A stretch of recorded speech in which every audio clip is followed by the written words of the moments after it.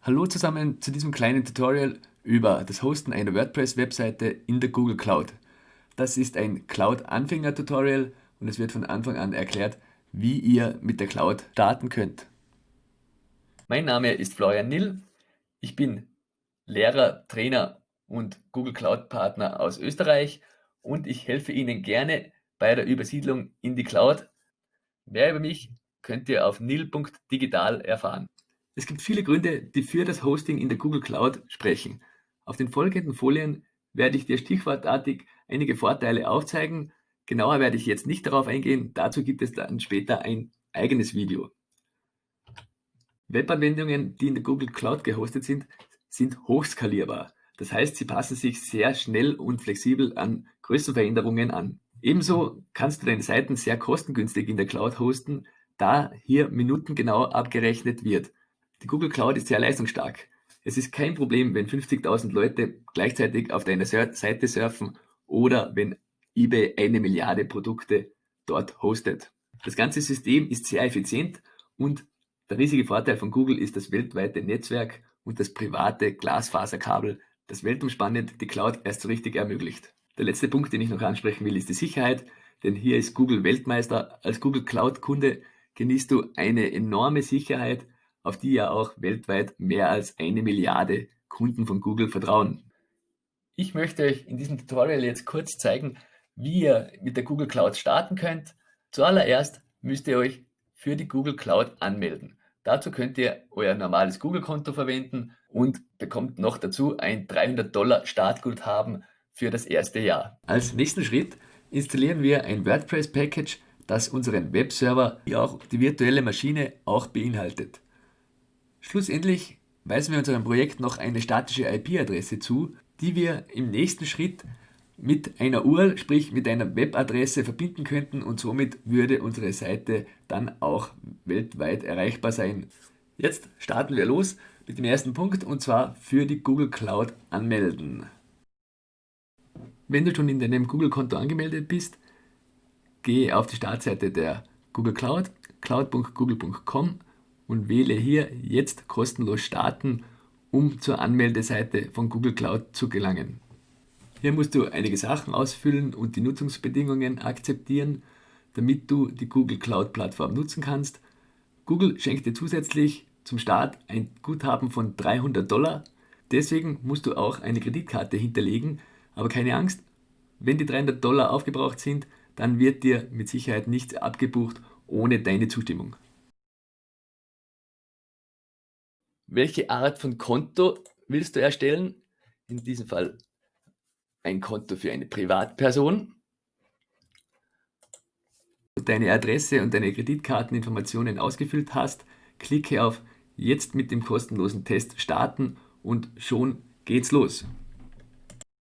Die Oberfläche der Google Cloud Plattform und das Dashboard ist sehr übersichtlich und strukturiert gehalten.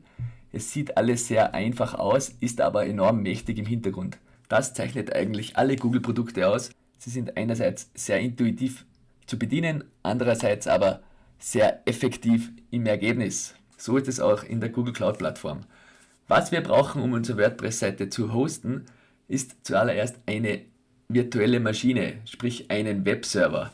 Hier gibt es mehrere Möglichkeiten, einen solchen einzurichten. Unter anderem kann man ihn auch einrichten lassen. Gehe dazu einfach in den Marketplace. Dort findest du eine Vielzahl an Apps und Applikationen und Services, die du deiner Google Cloud Plattform oder deinem Projekt zuordnen kannst. In unserem Fall, wir machen eine WordPress-Webseite. Das WordPress fällt unter die Kategorie Blog und CMS.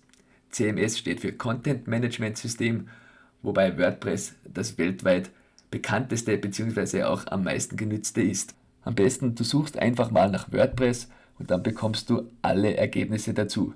In diesem Fall 35 Installationen, wobei jede Installation unterschiedlich ist und deinen Bedürfnissen entsprechen soll. Da gäbe es zum Beispiel Multisite für mehrere Seiten auf einem Server oder auch WordPress auf Anthos gehostet. Unter anderem gibt es dann auch das WordPress Package von Bitnami und ich wähle in unserem Fall jetzt WordPress with Nginx and SSL bei Bitnami in Automatic. Kommt ihr auf eine Übersichtsseite mit den Features, wählt Starten und schon wird die virtuelle Maschine und alles im Hintergrund vorbereitet. Jetzt müsst ihr noch sagen, welche Maschine ihr haben wollt. Wir geben der Maschine oder dem Deployment einen Namen, in dem Fall WordPress und GCP. Anschließend wähle ich eine Zone aus. Die Zone ist der Serverstandort. Es gibt mehrere Serverzonen. In der Übersicht seht ihr das hier. Ich habe für diese Nation Europe West 1 gewählt. Das ist in Belgien. Anschließend die Maschinengröße. Wie viel Power soll der Server haben? Da genügt für die Testzwecke die Mikromaschine.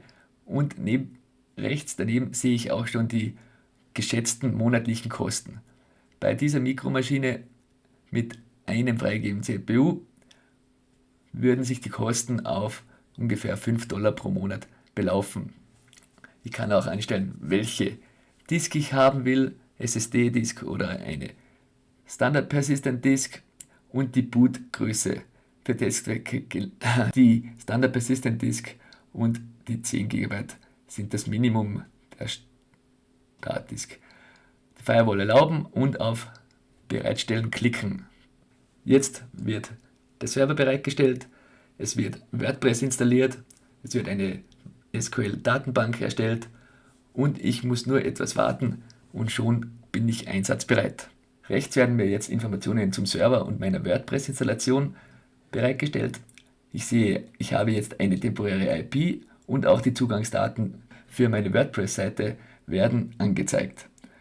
Ich klicke einfach mal auf die IP-Adresse der Seite, um zu dieser weitergeleitet zu werden.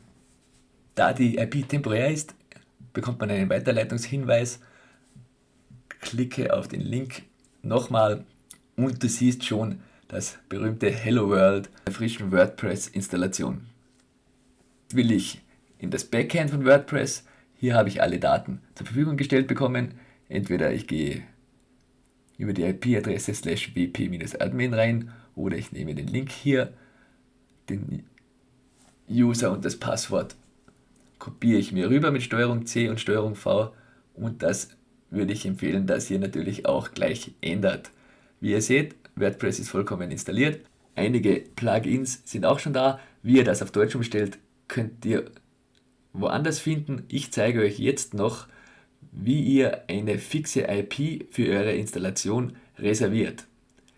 Geht dazu wieder zurück in die Google Cloud Plattform. Links oben im Menü wählt ihr dann die virtuelle Maschine aus. Die findet ihr in der Compute Engine VM Instanzen. Hier sind die virtuellen Maschinen aufgelistet mit interner IP, externer IP. Man kann sie hier auch überwachen, duplizieren, einschalten, ausschalten oder auch löschen. Ich sehe hier die externe IP, mit der ich sie erreicht habe zuvor, und aus dieser temporären ID möchte ich jetzt eine ID machen. Dazu gehe ich auf die 3 Punkte und lasse mir die Netzwerkdetails anzeigen. In den Netzwerkdetails gibt es einen Punkt, der heißt externe IP. Hier wähle ich wieder meine Maschine aus und sage dann statische Adresse reservieren. Jetzt muss ich wieder Sachen eingeben bezüglich meiner Region und meines Serverstandortes. Gebt der Adresse einen Namen und wählt anschließend die gleiche Region aus, die ihr zuvor schon für den Serverstandort ausgewählt habt.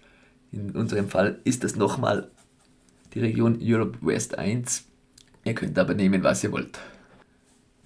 Dann wird die statische IP reserviert und wenn ich zurückgehe auf meine virtuelle Maschine in der Compute Engine VM-Instanzen, dann klicke ich abermals auf die IP-Adresse, um auf meine WordPress-Seite zu kommen.